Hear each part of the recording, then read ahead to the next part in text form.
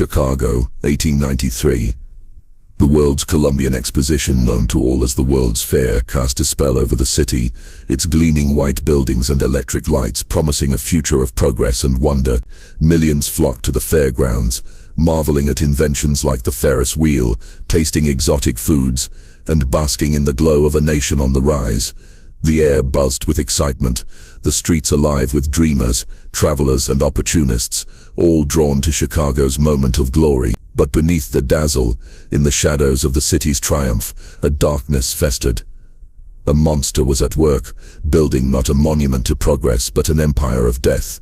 His name was Holmes, born Herman Webster Mudgett, a man whose charming smile and polished demeanor masked a mind capable of unimaginable cruelty. While the world celebrated human achievement, Holmes was crafting a legacy of horror, one that would earn him the chilling title of America's first serial killer. The Chicago of 1893 was a city of contrasts, a place where ambition and desperation walked hand in hand. It was a metropolis exploding with growth, its population swelling as immigrants and dreamers poured in, seeking fortune in the factories, stockyards and bustling markets. The World's Fair amplified this energy, transforming Chicago into a global stage. Visitors from across the country and beyond filled its hotels, wandered its streets, and lost themselves in the spectacle of the White City, as the fairgrounds were called. Yet, for all its grandeur, Chicago had a darker side. Crime thrived in the crowded tenements and dimly lit alleys. Disappearances were not uncommon.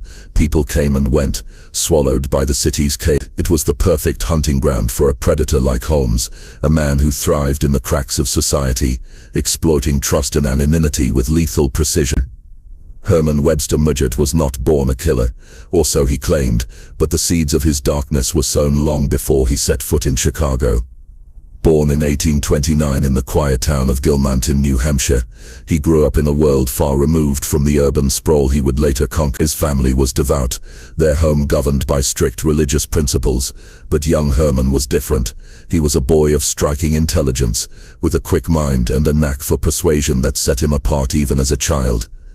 Yet, there was something unsettling about him. Neighbors recalled his cold, unblinking stare, the way he seemed to watch the world with a detached curiosity, as if studying it for weaknesses.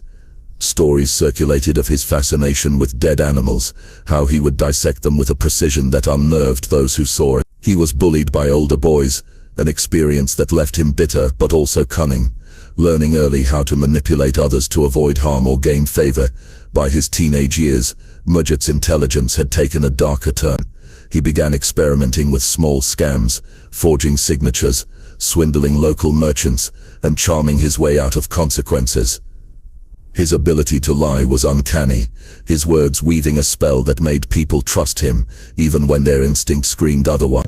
He was drawn to medicine, not out of a desire to heal but out of a fascination with the human body and its vulnerability. He enrolled in medical school where his charisma and intellect won him admiration, but his peers noticed something off: his lack of empathy, his eagerness to dissect cadavers, his unsettling calm in the face of death. It was here, in the sterile halls of medical training, that Mudgett began to refine the skills that would later serve his monstrous ambitions: an intimate knowledge of anatomy, a mastery of chemicals, and an understanding of how to exploit trust.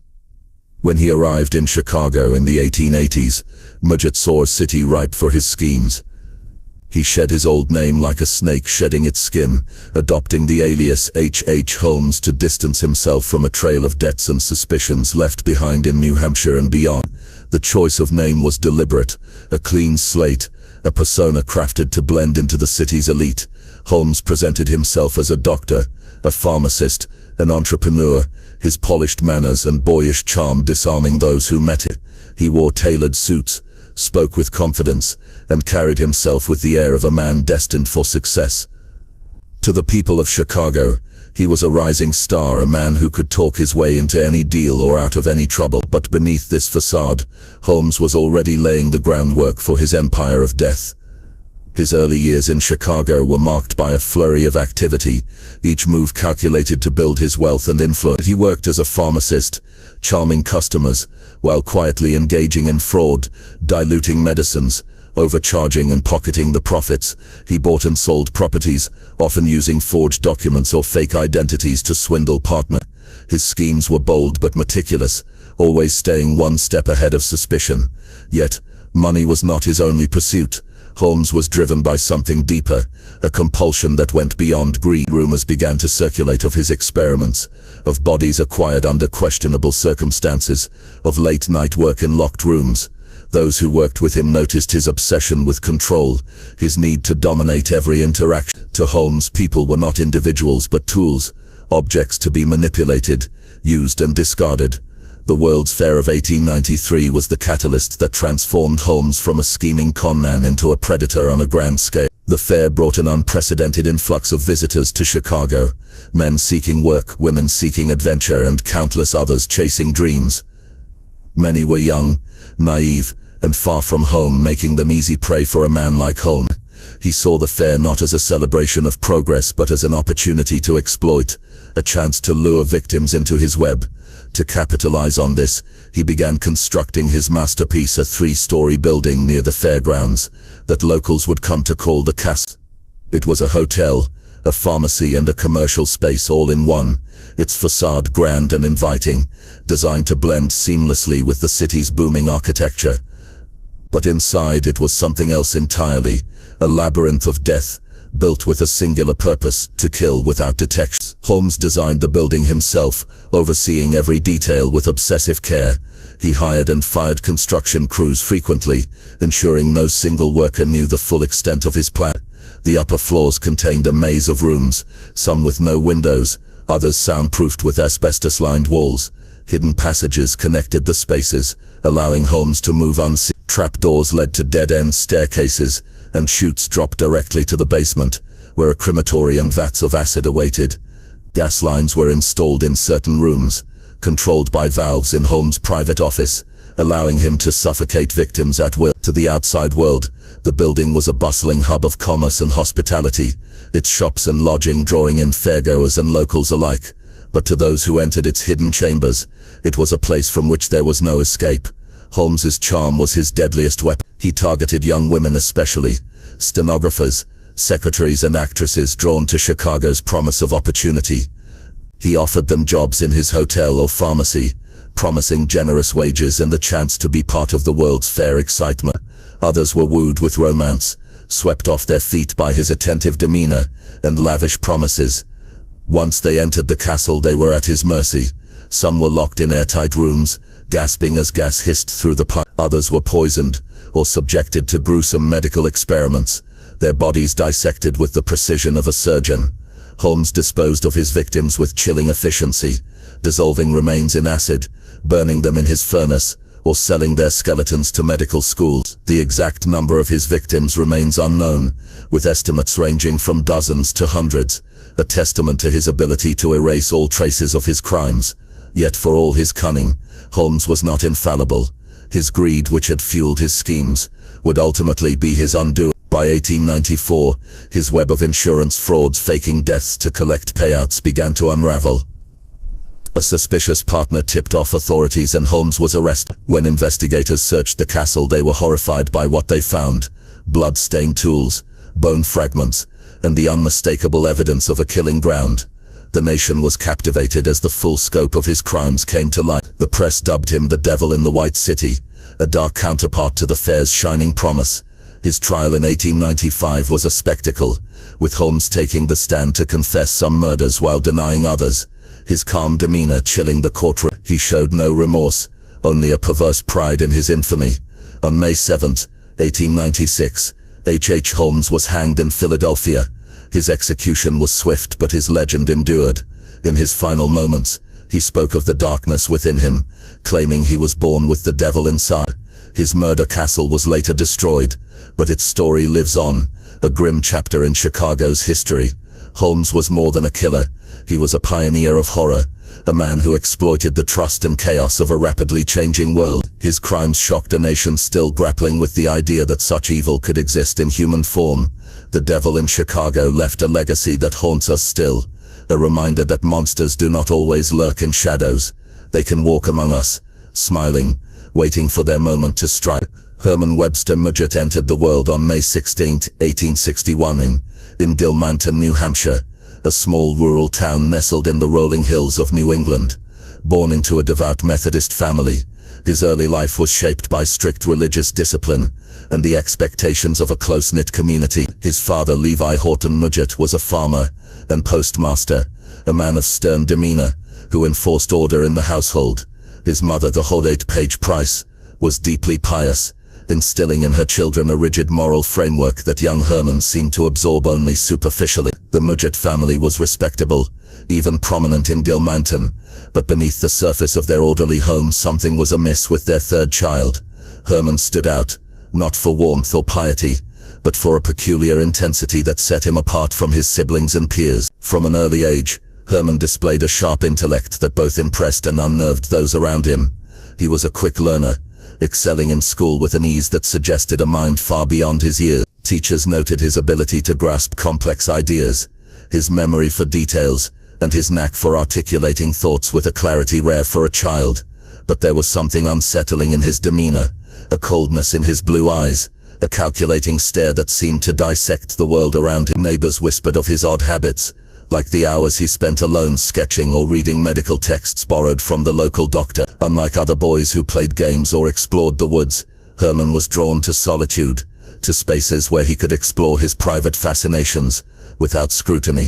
One of those fascinations was death. Stories from Gilmanton passed down through oral histories paint a chilling picture of young Herman's behavior. At age 6, he was caught dissecting a dead bird with a pocket knife, his small hands working with a precision that disturbed his playmate. Other children spoke of finding him with small animals, frogs, rabbits, even stray cats carefully taken apart, their remains arranged as if for study. These were not the reckless acts of a cruel child, but the deliberate experiments of someone curious about the mechanics of life and death. His parents, strict but not cruel, dismissed these incidents as childish curiosity, perhaps unaware of the depth of his fixation. Yet those who knew him best sensed something darker, a boy who seemed to feel no remorse, no squeamishness, only a relentless need to understand what lay beneath the skin. Herman's childhood was not without hardship, and these experiences likely shaped the manipulative intelligence that would define his later years. He was frail, often sickly, and smaller than his peers, making him a target for bullies. Older boys tormented him, mocking his studious nature and slight frame. One particularly harrowing incident, recounted in later accounts, involved bullies forcing him into a doctor's office, where they made him face a human skeleton. The story goes that Herman, trembling at first, stared into the empty eye sockets and emerged not terrified but fascinated, as if the encounter had unlocked something within him. From that moment his interest in medicine deepened, not as a means to heal but as a way to probe the mysteries of the body. This incident, whether apocryphal or true, became a turning point, cementing his obsession with anatomy and control. By his early teens, Herman's intelligence had taken a more deceptive turn. He began experimenting with small scans, honing his ability to manipulate others. He forged his father's signature to obtain goods from local merchants, then sold the items for pocket money. When caught, he would deflect blame with a disarming smile and a quick excuse, his charm disarming even the most skeptical. These early cons were small, stealing apples from a neighbor's orchard, selling fake tickets to local events, but they revealed a mind that thrived on deception. He learned that people could be swayed by confidence, that a well-timed lie could open doors or erase consequences. His ability to read others, to sense their weaknesses, became a tool he wielded with increasing skill. School offered another stage for his talent. Herman excelled academically, particularly in science and literature, but his relationships with peers were strained. He had few friends, preferring his own company or the attention of adults, who admired his precocity. Teachers found him both brilliant and unsettling, noting his tendency to dominate conversations or steer discussions toward morbid topics. He was fascinated by stories of crime and punishment, devouring newspaper accounts of executions or scandals. When a local doctor took an interest in him, allowing him to observe medical procedures, Herman's curiosity became insatiable. He asked questions about dissection, about the effects of chemicals on tissue, about how long a body could remain intact after death. The doctor, flattered by the boy's interests, saw only a budding scientist, not the predator taking notes. Herman's home life, though stable, was not warm. His parents' strictness left little room for affection, and their religious fervor clashed with his growing skepticism. He attended church, mouthing hymns and prayers, but his mind was elsewhere, dissecting the world in ways his family could not fathom. By 16 he was already planning his escape from Gilmanton, eager to leave behind the constraints of small-town life. In 1878, at the age of 17 he married Clara Lovering, a local girl charmed by his intensity and promises of a grand future. The marriage was less about love than ambition, a way to appear respectable while pursuing his own goal. Within a year he left Clara behind, enrolling in the University of Vermont to study medicine, a field that promised both prestige and access to the knowledge he craved. Medical school was where Herman's darker impulses began to take shape. At the University of Vermont, and later at the University of Michigan, he thrived in the lecture halls and dissection rooms, earning praise for his skill with a scalpel. But his peers noticed his lack of empathy, the way he handled cadavers with a detachment that bordered on eagerness. He was less interested in healing than in mastering the body's secrets, particularly how it could be broken down or destroyed. He began experimenting with chemicals, learning which could preserve tissue and which could dissolve it. He also discovered the lucrative side of medicine, selling cadavers to schools short on bodies for study. These early ventures were not yet murderous, but they revealed a man who saw human remains as commodities, not tragedies. His time in medical school also marked the beginning of his financial schemes. He took out loans he never intended to repay, forged documents to secure funds, and even faked his own death to collect insurance money, a tactic he would perfect in later years. When creditors closed in, he vanished, moving from town to town, leaving behind a trail of debts and aliases. By the time he arrived in Chicago in the mid-1880s, Herman Mudgett had become H. Holmes, a name chosen to erase his past and project an image of sophistication. The boy from Gilmanton was gone, replaced by a man whose intelligence and charm were matched only by his capacity for cruelty. Holmes's early life was not just a prelude to his crimes, but a crucible in which his darkest traits were forged. The strange behaviors, dissecting animals, manipulating peers and obsessing over death, were not mere quirks but signs of a mind that saw the world as a puzzle to be solved, people as pieces to be moved. His fascination with medicine gave him the tools to kill, while his scams taught him how to evade detection. The cruelty that emerged in Chicago was not sudden, but the culmination of years spent honing his ability to deceive, control and destroy. As he stepped into the bustling streets of Chicago, Holmes carried with him the lessons of his youth. Trust was a weakness, and power came from exploiting it. The stage was set for the horrors to come, as the boy who once dissected birds in a New Hampshire barn prepared to build his empire of death in the heart of a city that would never forget his name. By the mid-1880s, Herman Webster Mudgett had shed his past like a discarded skin, stepping into Chicago under the new name H. Holmes. The choice of alias was deliberate, a calculated reinvention to erase the debts, scams and whispers that trailed him from New Hampshire and his brief stints in other cities.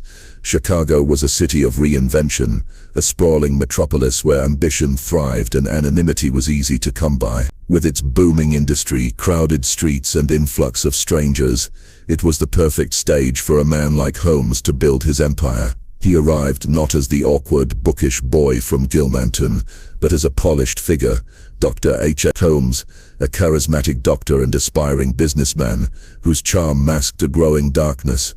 This was the making of Holmes, the moment when his insolence, deceit and cruelty began to coalesce into something truly monstrous. Holmes stepped into Chicago at a time when the city was a crucible of opportunity and chaos. The Great Fire of 1871 had left scars, but it also sparked a frenzy of rebuilding, turning Chicago into a hub of commerce and innovation. Factories churned, railroads converged, and the population swelled with immigrants, laborers and dreamers chasing the American dream. The city's energy was intoxicating, its streets a whirlwind of horse-drawn carriages, peddlers and hawkers selling everything from newspapers to promises of wealth. For Holmes, Chicago was a blank canvas, a place where a man with his talents could disappear into the crowd while weaving a web of influence.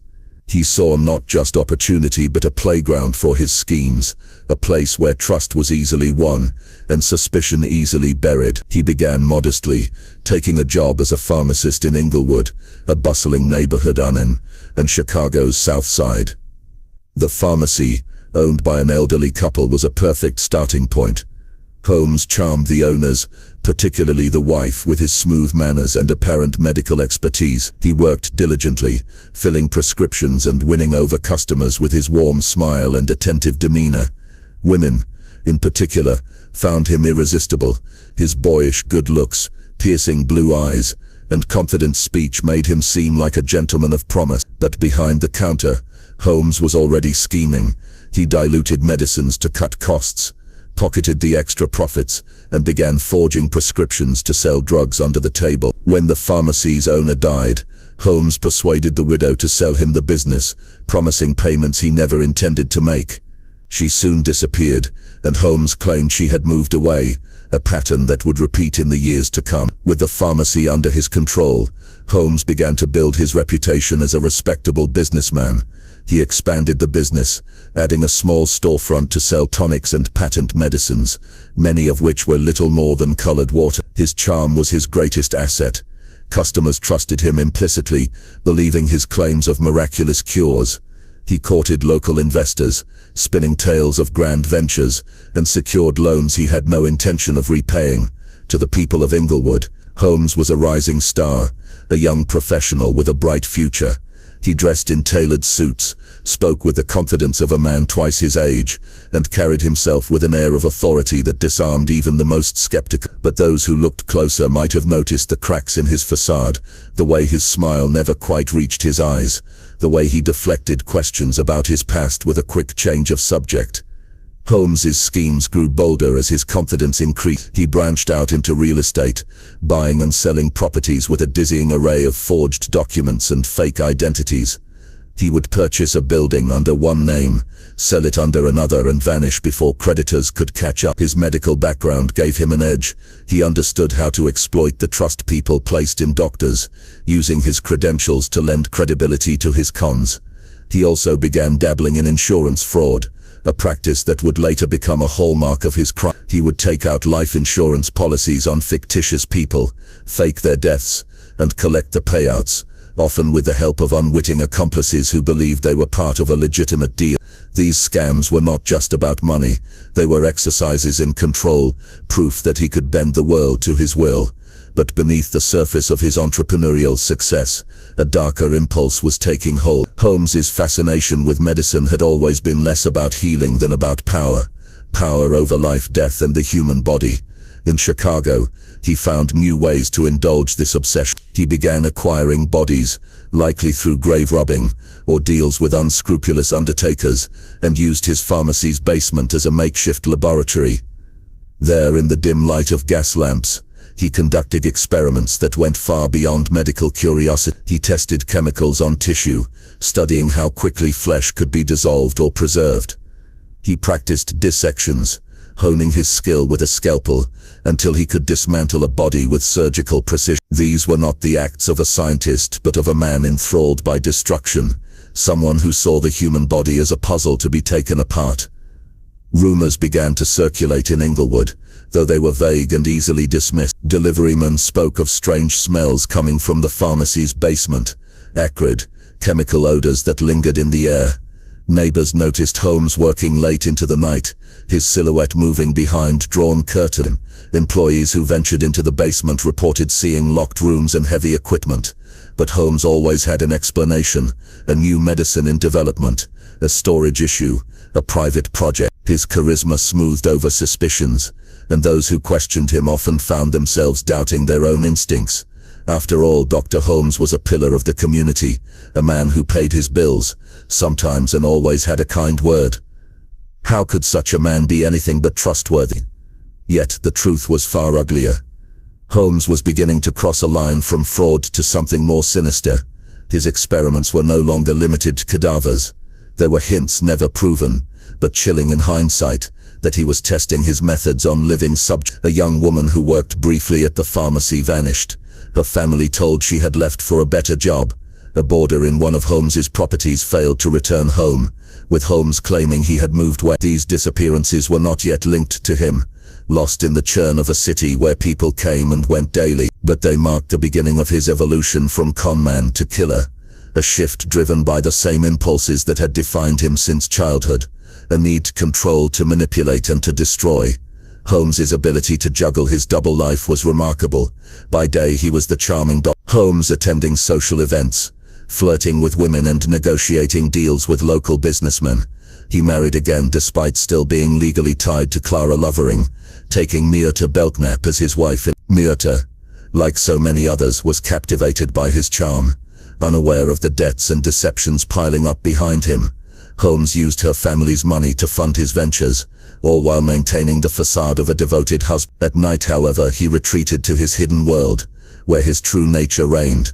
The basement of his pharmacy became a testing ground for his darkest fantasies, a place where he could explore the limits of human suffering, without fear of discovery. As the 1893 World's Fair approached, Holmes saw a chance to elevate his ambitions. The fair promised to bring millions to Chicago, a flood of strangers who would be easy to prey upon. He began to envision a grander stage for his schemes, a building that would serve as both a business venture and a trap. This was the seed of the Murder Castle, a project that would consume him in the years to come. But even before its construction began, Holmes was laying the groundwork, perfecting the skills that would make him a legend of horror. He was no longer just a fraudster or an experimenter. He was a predator in the making, a man whose intelligence and charisma were matched only by his capacity for evil. The making of Holmes was complete, and Chicago, vibrant, chaotic, and unsuspecting, was about to meet the devil in its midst. As the 1893 World's Columbian Exposition loomed on Chicago's horizon, H. Holmes saw not just a spectacle but a singular opportunity. The fair promised to draw millions to the city: tourists, job seekers, and wanderers, many of whom would vanish into the urban sprawl without a trace. To capitalize on this influx, Holmes devised his most ambitious and sinister plan yet: the construction of a 3-story building in Inglewood, just a few miles from the fairgrounds.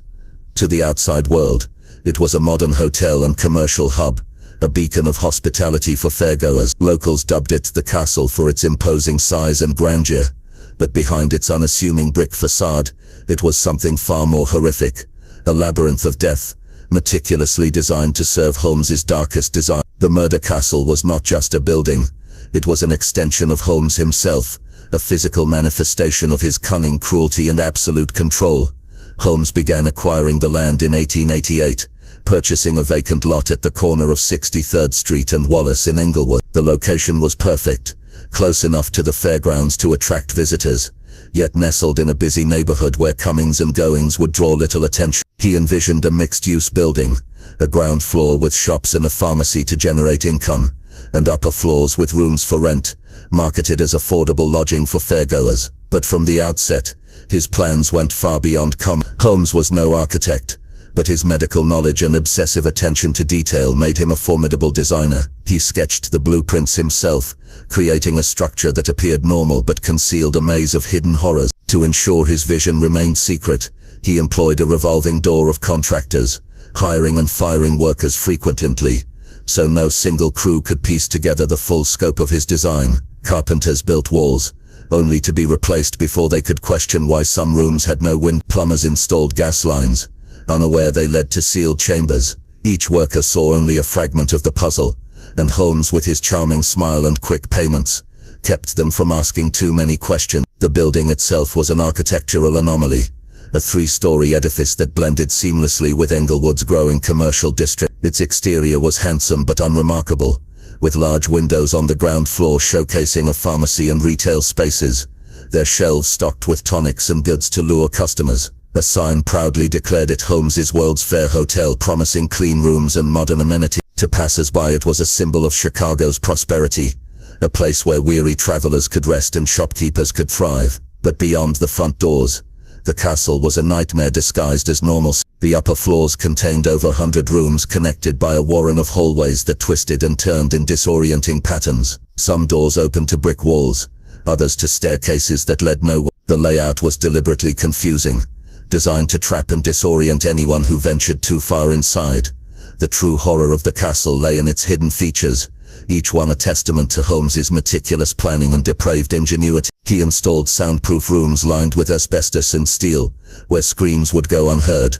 Some of these chambers were airtight, equipped with gas lines controlled by valves in Holmes's private office, allowing him to suffocate occupants at will. Trapdoors and secret passages connected the floors, enabling Holmes to move unseen, spying on guests or slipping into rooms without warning.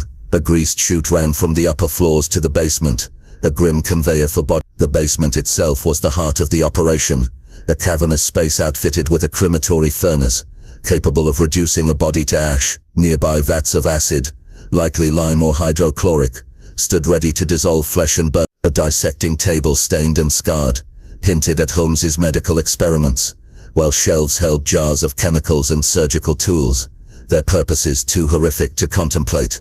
Holmes's design was not just functional but psychological. The castle's normal exterior lulled victims into a false sense of security.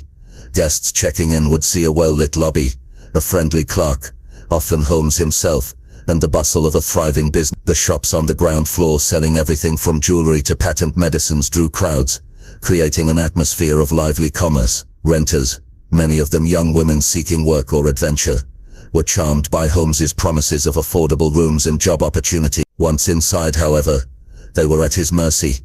The labyrinthine layout ensured that anyone trying to escape would be lost, trapped in a maze where every turn led deeper into danger. Hidden peepholes allowed Holmes to watch his victims, feeding his need for control. The gas chambers and chutes were designed for efficiency, ensuring that bodies could be disposed of without leaving a trace. The castle was a machine for murder, its every detail crafted to serve Holmes's twisted vision. Construction was a slow and costly process, funded by Holmes's relentless scams. He borrowed heavily, often using fake names or forged documents, and defaulted on payments to suppliers and contractors. When creditors came calling, he would charm them with promises or vanish, leaving others to deal with the fallout. He also used the building itself as a tool for fraud, renting out the same retail spaces to multiple tenants, or selling shares in non-existent businesses tied to the property. His ability to juggle these schemes while overseeing construction was a testament to his organizational genius. He worked tirelessly, often supervising workers late into the night, his obsession with the project consuming him. The castle was not just a building but a monument to his ego, a place where he could play God, deciding who lived and who died within its walls. By 1892, as the World's Fair drew near, the castle was complete. Holmes began advertising it as a hotel targeting fairgoers with promises of comfort and convenience. The timing was perfect. Chicago was bracing for an influx of millions, many of whom needed affordable lodging. The fairgrounds, with their dazzling white city, were a short train ride away, making the castle an attractive option for budget-conscious travelers. Holmes also hired staff, clerks, maids and assistants, many of them young women drawn by his charisma and offers of steady work. These employees, like the guests, were often unaware of the building's true purpose. Some would later vanish, their fate sealed within the castle's walls. To the community, the building was a success, its shops bustling and its rooms. Inglewood residents saw Holmes as a visionary, a man capitalizing on the fair's promise. They had no idea that the man they admired was using his creation to prey on the very people they welcomed. The murder castle was the culmination of Holmes's evolution from con man to killer. It was a physical embodiment of his psyche, a place where his charm, intelligence and cruelty converged. Every hidden room, every gas line, every chute was a reflection of his need to dominate and destroy. The castle allowed him to kill on a scale that was unprecedented, its design ensuring that his crimes could continue undetected, amidst the chaos of the World's Fair. It was a predator's lair, disguised as a place of refuge, and it stood ready to receive the victims Holmes would lure with promises of jobs, romance or shelter. The fair brought the world to Chicago, but it also brought countless souls to the doorstep of a devil. The murder castle was open for business, and H.H. Holmes was ready to claim his place in history as America's first serial killer. The World's Fair of 1893 transformed Chicago into a magnet for dreamers, adventurers and the vulnerable, drawing millions to its dazzling white city. Amid this influx, H.H. Holmes was his perfect hunting ground. His murder castle, with its inviting facade and promises of lodging and employment, was a trap set for those who trusted too easily. Holmes's victims were not random. They were carefully chosen, their disappearances cloaked by the chaos of a city swollen with strangers. Young women, fairgoers, and transient workers vanished into his labyrinth, their fates sealed by a man whose charm was as deadly as his methods. The true horror of Holmes's crimes lies not just in their brutality, but in their cold, calculated efficiency, as he exploited trust and opportunity to erase lives without a trace. Holmes's primary targets were young women, often in their late teens or early 20s, drawn to Chicago by the promise of the World's Fair. Many were stenographers, secretaries, or aspiring actresses, seeking work in a city brimming with possibility. Holmes placed advertisements in newspapers, offering well-paying jobs at his pharmacy or hotel, positions like clerk, maid, or bookkeeper that appealed to women seeking independence. His ads were worded with care, promising security and respectability, and he followed through with personal charm that disarmed even the cautious. With his polished manners, tailored suits, and soft-spoken assurances, Holmes presented himself as a gentleman employer, a doctor who understood the needs of young women far from home. Once they arrived at the castle, however, their dreams turned to nightmares. Romance was another lure. Holmes was a master of seduction, using his boyish good looks and attentive demeanor to win the hearts of women. He courted them with flowers, dinners, and promises of a future together, often proposing marriage to those who caught his eye. Women like Julia Smythe, a young employee at his pharmacy, fell for his charm, unaware that his affection was a facade. Julia, who worked as a bookkeeper, became one of his early victims after beginning a relationship with him. She disappeared in 1891, along with her young daughter Pearl, after Holmes convinced her to stay at the castle. He later claimed they had left for another city, but no trace of them was ever found. Their fate, like so many others, was likely sealed in the castle's basement, their bodies disposed of in acid or ash. Fairgoers, too, were easy prey. The World's Fair brought a transient population to Chicago, people who could vanish without raising immediate alarm. Holmes's hotel, marketed as affordable lodging near the fairgrounds, attracted travelers from across the country and beyond. Many were single women or couples, drawn by the castle's clean rooms and reasonable rates. Once checked in, some never checked out. Holmes would befriend his guests, offering tours of Chicago or inviting them to dine with him, all while assessing their vulnerability. Those without close ties, women traveling alone, men seeking work, were the most likely to disappear. The fair's chaos provided perfect cover. A missing person was just another face lost in the crowd. Holmes's methods were as varied as they were horrific, each tailored to his victims and his need for control. Some were locked in the castle's soundproof, airtight rooms, where gas lines controlled by Holmes could fill the space with deadly fumes. These chambers, lined with asbestos and steel, ensured no sound escaped as victims suffocated, clawing at walls that offered no mercy. Others were poisoned, often with drugs Holmes procured through his pharmacy, chloroform, arsenic, or other toxins that left no visible marks. His medical knowledge allowed him to administer precise doses, ensuring death was swift and quiet. In some cases he indulged his darker curiosities, subjecting victims to grotesque experiments. His basement dissecting table bore witness to these acts, where he used his surgical skills to explore the body's limits, treating living victims as subjects for his twisted research. The disposal of bodies was where Holmes's efficiency shone. The castle's basement was equipped with a crematory furnace, capable of reducing a body to ash in hours. Vats of acid, likely quicklime or hydrochloric, dissolved flesh and bone, leaving no evidence behind. For some victims, Holmes saw profit in death, stripping skeletons and selling them to medical schools desperate for cadavers.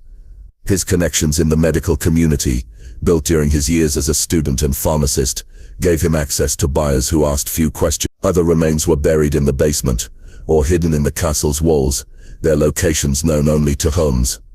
The sheer scale of his disposal methods made it impossible to know how many lives he claimed. Estimates range from 20 to 2. The stories of individual victims, pieced together from later investigations, paint a heartbreaking picture. Emmeline Sigran, a 24-year-old stenographer, came to Chicago in 1892 seeking work, hired by Holmes as a secretary. She was charmed by his attention and promises of marriage. She vanished that December, her family receiving a letter likely forged by Holmes claiming she had eloped. Minnie and Annie Williams, two sisters from Texas, were drawn into Holmes's orbit. Minnie, who worked for him, became his mistress, while Annie, younger and more trusting, visited the castle and never left. Holmes inherited their property after their disappearance, using forged documents to claim their inheritance. These women, like so many others, were erased from the world, their families left with nothing but vague explanations and grief. Holmes's coldness was perhaps his most chilling trait. He viewed his victims not as people but as objects, means to an end, whether for profit, pleasure, or experimentation. He kept meticulous records of his scams, but his murders were undocumented, as if the act of killing was its own reward. He showed no remorse, no hesitation, only a clinical detachment that allowed him to move from one victim to the next, without pause. His ability to compartmentalize was uncanny. He could charm a new employee in the morning, dispose of a body in the afternoon, and dine with business associates in the evening, all without a hint of unease. This lack of empathy, honed since childhood, made him not just a killer but a predator, who thrived on the trust he betrayed. The transient nature of his victims made his crimes nearly invisible. Chicago in 1893 was a city of movement, where people arrived and departed daily. A missing stenographer, or a vanished fairgoer, was easily dismissed as someone who had moved on, taken a job elsewhere, or simply gotten lost in the urban chaos. Families searching for loved ones often hit dead ends, their letters unanswered, or returned with Holmes's forged reply. The police, overwhelmed by the fair's demands, had little time to investigate every disappearance. Holmes exploited this perfectly, choosing victims who were unlikely to be missed, or whose absence could be explained away. His castle, with its bustling shops and constant flow of guests, provided the perfect cover, a place where death hid behind a veneer of normalcy. The true scope of Holmes's atrocities would not come to light until after his arrest, when investigators began to unravel the castle's secret. The women he killed were daughters, sisters, and dreamers, each with hopes that Holmes twisted into a death sentence. Their stories, though fragmented, reveal a pattern of predation that was both calculated and relentless. Holmes did not kill out of passion or rage, but with the precision of a machine, each murder a step in his quest for power and profit. The victims of the murder castle were not just casualties of a serial killer, but symbols of a city's vulnerability, caught in the shadow of its greatest triumph. Their lives, stolen in silence, would become the haunting chorus of Holmes's dark legacy, their names etched into the history of a man who turned trust into terror. For years, Holmes operated in the shadows of Chicago's chaos, his murder castle a silent machine of death that concealed his crimes with chilling efficiency. By 1894, however, his insatiable greed began to unravel the carefully constructed web of deception that had protected him. The same cunning that made him a master predator also led to his downfall, as his elaborate schemes drew the attention of authorities. The capture and trial of H. Holmes would expose the horrors of his empire, transforming him from a charming doctor into a national symbol of evil. His arrest marked the beginning of the end, but it was the investigation and trial that revealed the full scope of his atrocities, captivating a nation and cementing his infamy as America's first serial killer. Holmes's undoing began not with his murders, but with his relentless pursuit of profit through fraud. Insurance scams had long been a cornerstone of his schemes, a way to fund his lavish lifestyle and the construction of the castle. By 1894, he had perfected a particularly audacious con, taking out life insurance policies on fictitious people or unwitting associates, faking their deaths, and collecting the pay. One such scheme involved Benjamin Pytel, a carpenter, an occasional accomplice who had worked on the castle and fallen into Holmes's orbit. Holmes persuaded Pytel to fake his own death in Philadelphia, promising to split the insurance money. Instead, Holmes murdered Pytel, using his body to stage a convincing accident with chemicals and fire. He collected the $10,000 policy, but the plan backfired when the insurance company grew suspicious of the claim's irregularities. The insurance fraud caught the attention of Pinkerton Detectives, a renowned private agency known for dogged investigations.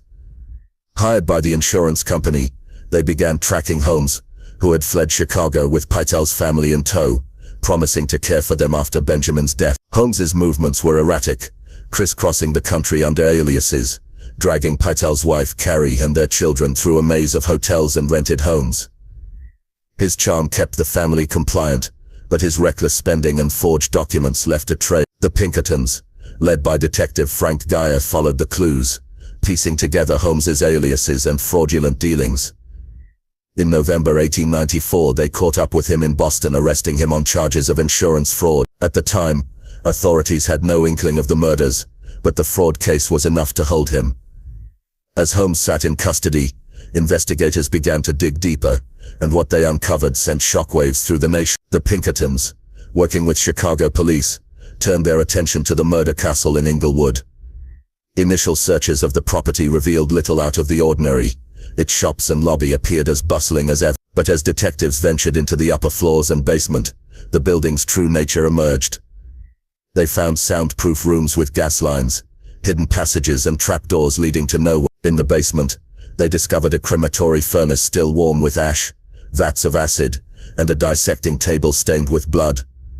Bone fragments, hair and clothing scraps were scattered among the debris, hinting at the fates of countless victims. The press, sensing a sensational story, descended on the castle, publishing lurid accounts of its torture chambers and death factory. The public was horrified, yet gripped by morbid fascination, as the building's secrets were laid bare. The investigation expanded beyond Chicago, with Detective Geyer pursuing leads about the Pytel's family. Holmes had murdered 3 of Pytel's children, Alice, Nellie and Howard, luring them away from their mother and killing them in separate locations across the US and Canada.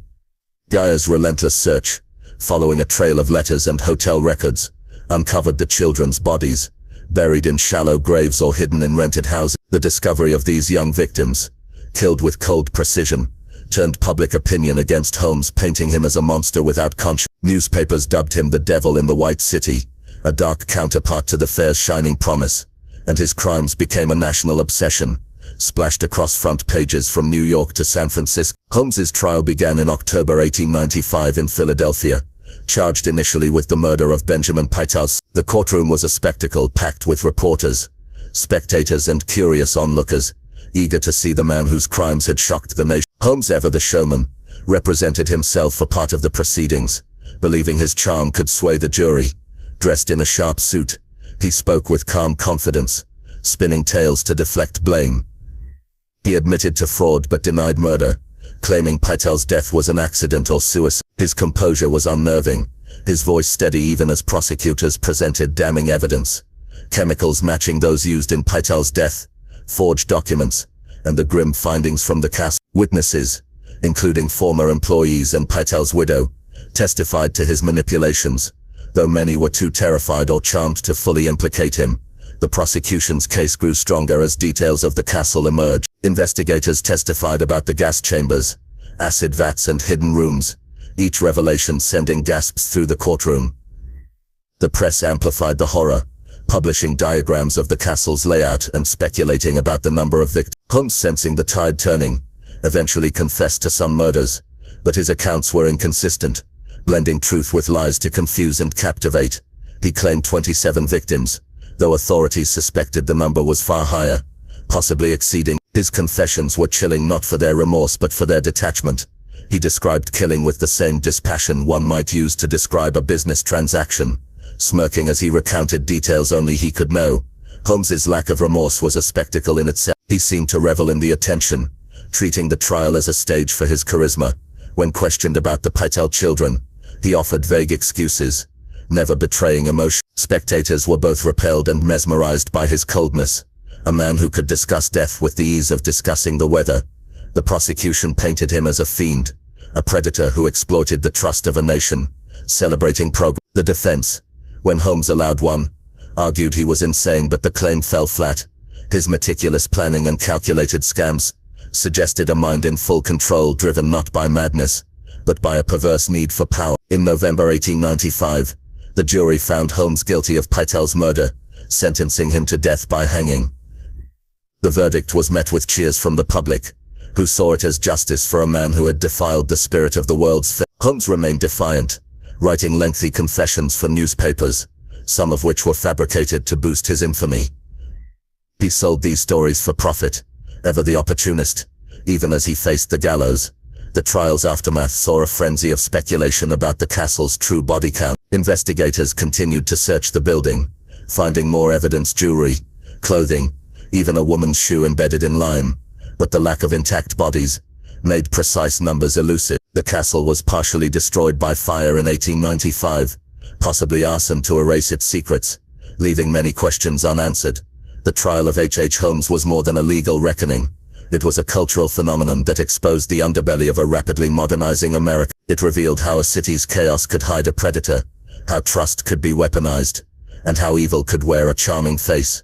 Holmes's crimes shocked a nation still grappling with the concept of a serial killer, a term not yet coined but perfectly embodied by his action. As he awaited execution, the public devoured every detail, from his confessions to the gruesome discoveries in the castle. His trial marked the end of his reign of terror, but it was only the beginning of his legend, as the man who turned Chicago's moment of triumph into a stage for horror, prepared to face his final judgment. On May 7, 1896, H. Holmes stood on the gallows in Philadelphia's Moyamensing prison, his final moments as calculated as the crimes that brought him there.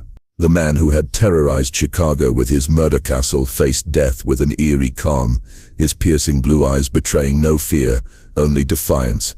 As the executioner prepared the noose, Holmes reportedly quipped, "Take your time, don't bungle it." His voice was steady, his demeanor unshaken, as if death were just another transaction to be managed.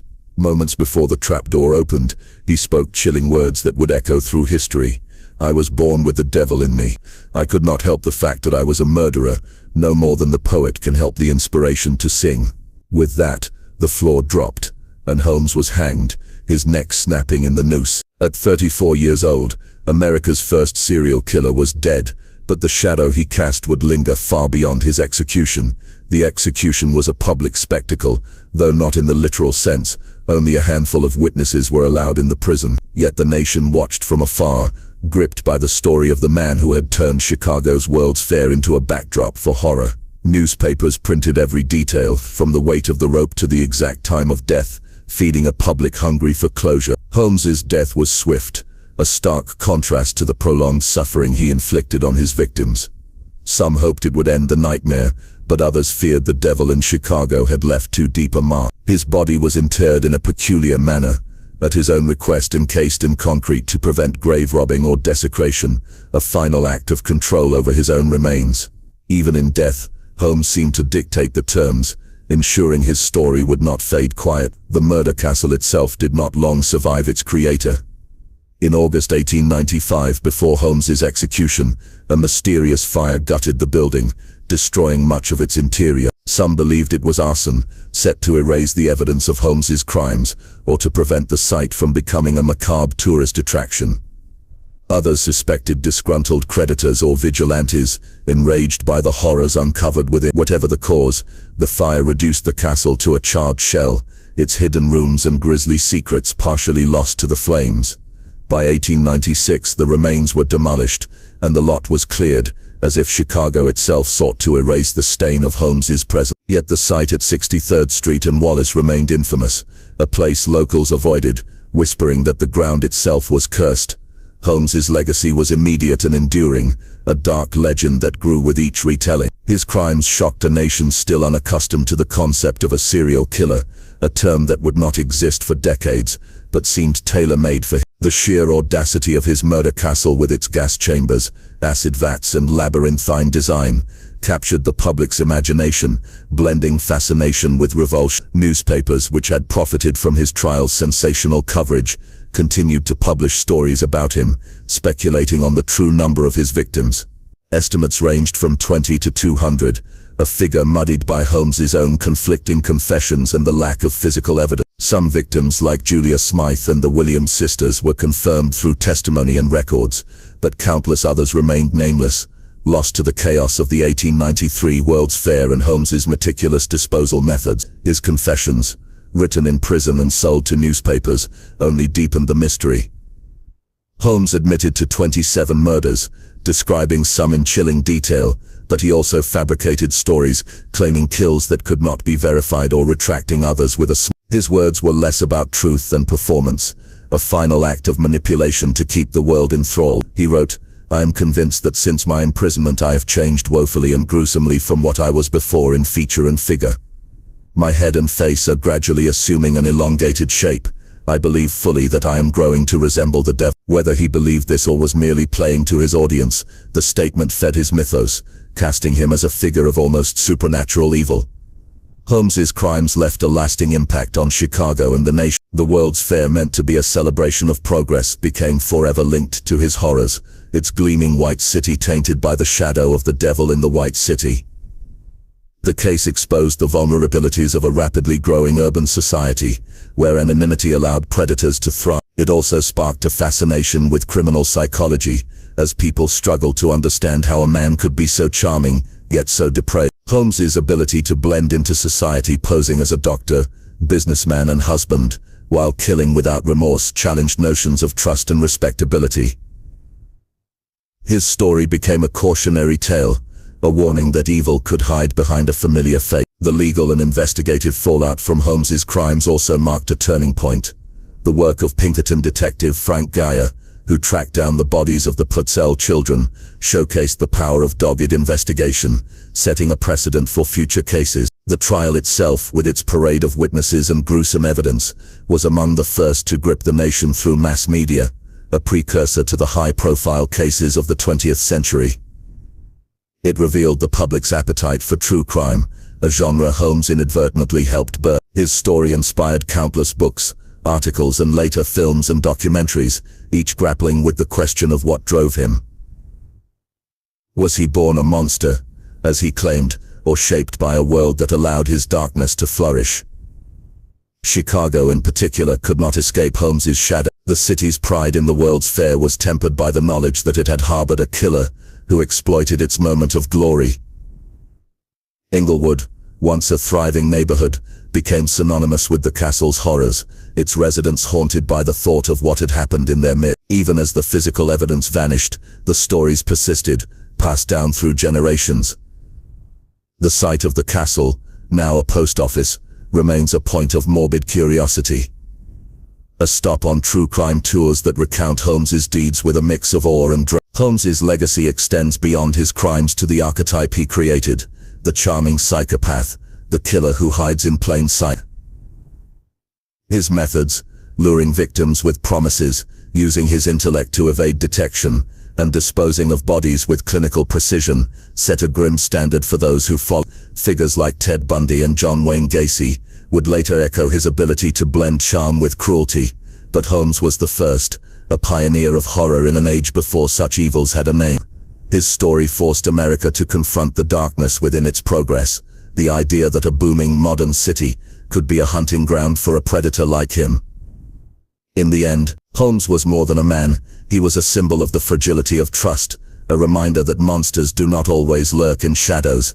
They can smile, shake your hand, and offer you a room for the night. His execution closed a chapter, but it could not erase the questions his crimes raised. How many died in the castle?